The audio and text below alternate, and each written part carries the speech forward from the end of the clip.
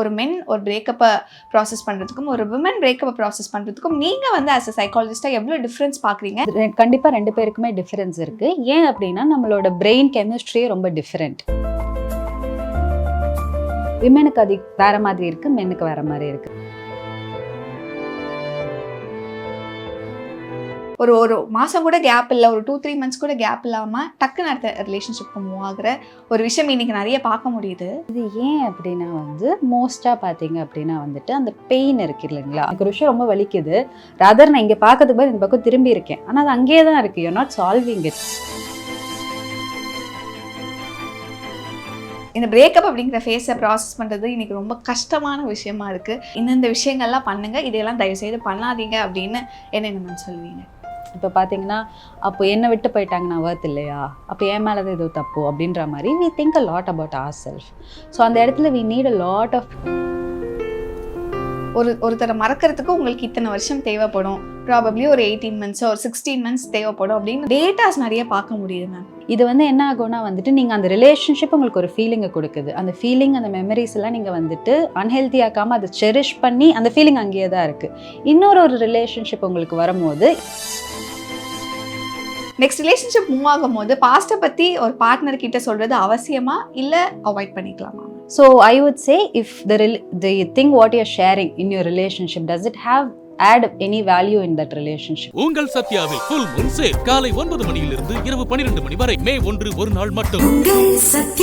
இந்த மாதிரி ஒரு பிரேக்கப்ஸை மென் ஹேண்டில் பண்ணுறதுக்கும் விமன் ஹேண்டில் பண்ணுறதுக்கும் நிறைய டிஃப்ரென்ஸ் வந்து இருக்கும். ஸோ இன்றைக்கி இருக்கக்கூடிய மாடர்ன் டே ரிலேஷன்ஷிப்பில் ஒரு மென் ஒரு பிரேக்கப்பை ப்ராசஸ் பண்ணுறதுக்கும் ஒரு விமன் பிரேக்கப்பை ப்ராசஸ் பண்ணுறதுக்கும் நீங்கள் வந்து ஆஸ் அ சைக்காலஜிஸ்டாக எவ்வளோ டிஃப்ரென்ஸ் பார்க்குறீங்க?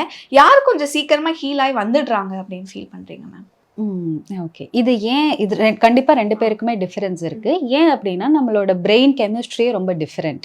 நம்மளோட பிரெயின் அமைக்கப்பட்ட விதமே விமெனுக்கு அது வேற மாதிரி இருக்குது, மென்னுக்கு வேற மாதிரி இருக்குது. விமெனுக்கு பார்த்தீங்கன்னா நம்மளோட டாக்கிங் ஸ்பேஸ் பிரெயினில் ரொம்ப அதிகம், நம்ம நிறைய பேசுவோம், ஸோ நம்ம நிறைய ஷேர் பண்ணுவோம்.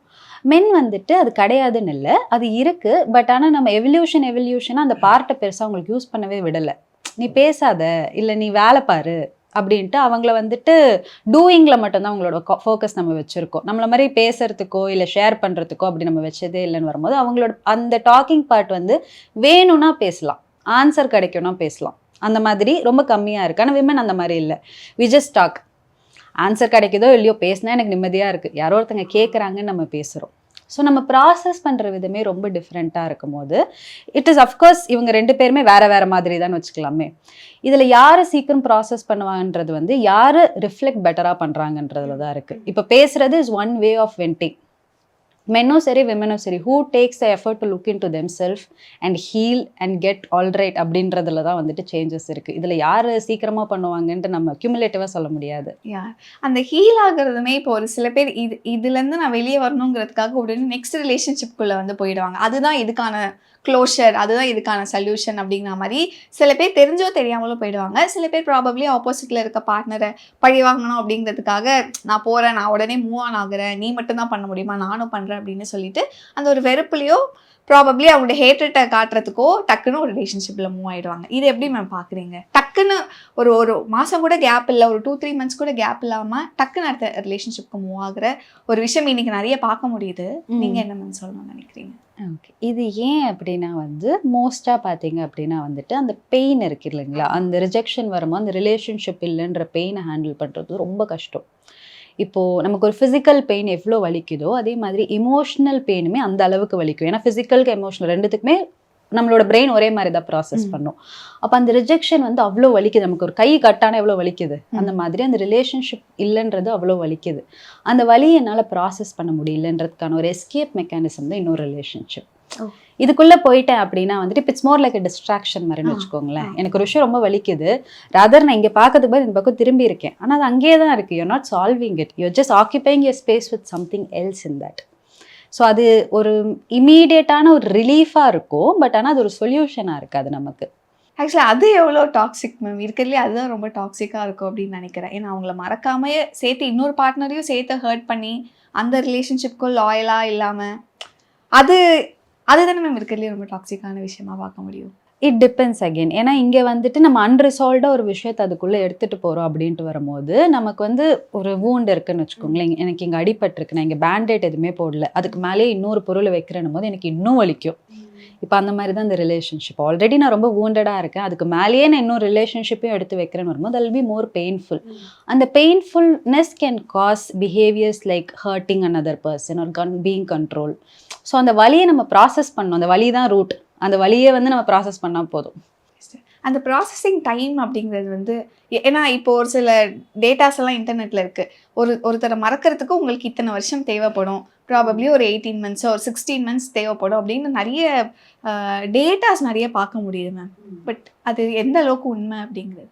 ஓகே, இது வந்து நீங்கள் சொன்ன மாதிரி டேட்டாஸ் தாங்க. ஏன்னா வந்துட்டு it is very subjective. I work with number of clients and there are people who can process an emotion, get out of a relationship in a year. I mean அந்த process, அந்த breakup face ஒரு வருஷத்தில் வந்தவங்களும் இருக்காங்க, 10 வருஷம் அது அவங்களுக்கு இன்னும் affect பண்ணுற பீப்புளுமே இருக்காங்க. இது வந்து என்ன ஆகும்னா வந்துட்டு நீங்கள் அந்த ரிலேஷன்ஷிப் உங்களுக்கு ஒரு ஃபீலிங்கை கொடுக்குது. அந்த ஃபீலிங், அந்த மெமரிஸ் எல்லாம் நீங்கள் வந்துட்டு அன்ஹெல்த்தி ஆக்காமல் அதை செரிஷ் பண்ணி அந்த ஃபீலிங் அங்கேயே தான் இருக்குது. இன்னொரு ரிலேஷன்ஷிப் உங்களுக்கு வரும்போது இதே மாதிரி சிமிலரான ஒரு ஃபீலிங் அங்கே க்ரியேட் ஆகுது.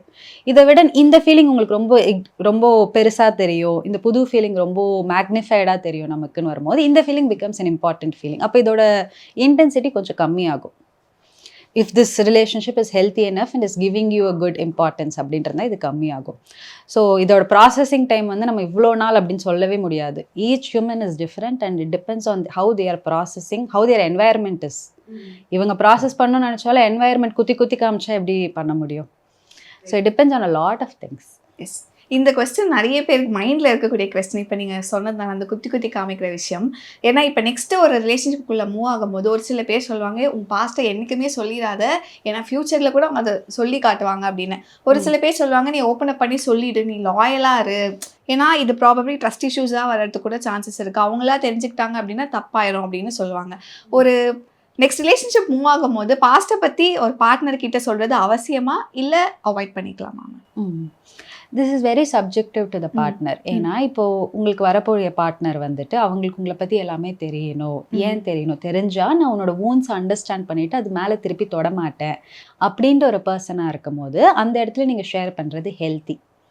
இப்போது சில பேர் இருப்பாங்கன்னு வச்சுக்கலாம் ரிலேஷன்ஷிப்பில், இக்னாரன்ஸ் இஸ் பிளிஸ். எனக்கு தெரியாத வரைக்கும் எனக்கு ஓகே, எனக்கு தெரியவே வேண்டாம், அது தெரிஞ்சு எனக்கு எதுவுமே நம்ம ரிலேஷன்ஷிப்பில் டிஃப்ரென்ஸே கொண்டு வர போகிறது இல்லைன்ற ஒரு பர்சன் கிட்ட போய் நீங்கள் இந்த இன்ஃபர்மேஷன் கொடுத்தீங்கன்னா அது அவங்க மைண்டையும் தான் பாதர் பண்ண போகுது. அந்த இடத்துல இட்ஸ் நாட் நீடட்.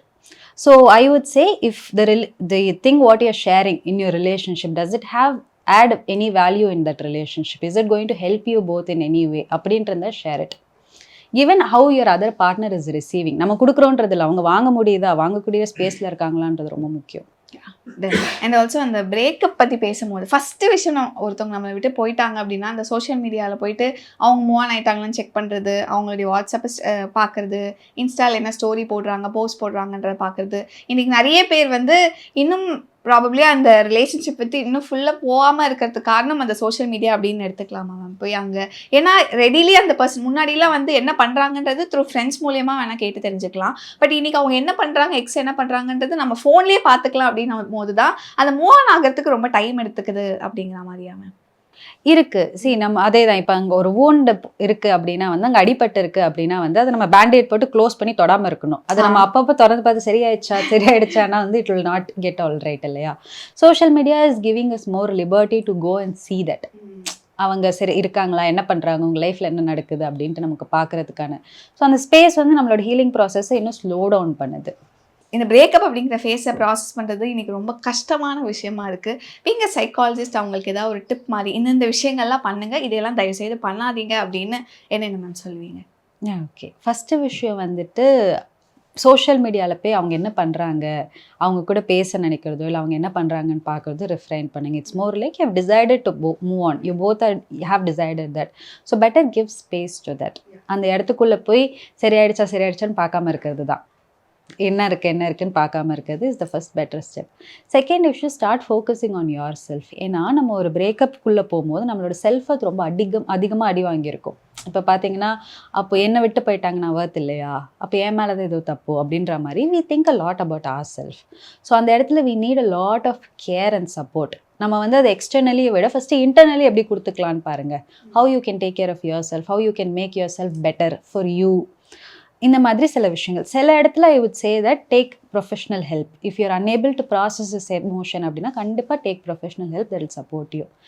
அதே மாதிரி நம்மளை பிரேக்கப் அப்போ வந்து அந்த ஒரு பர்சன் தான் நம்ம லைஃப்பில் இருந்து போயிருப்பாங்க.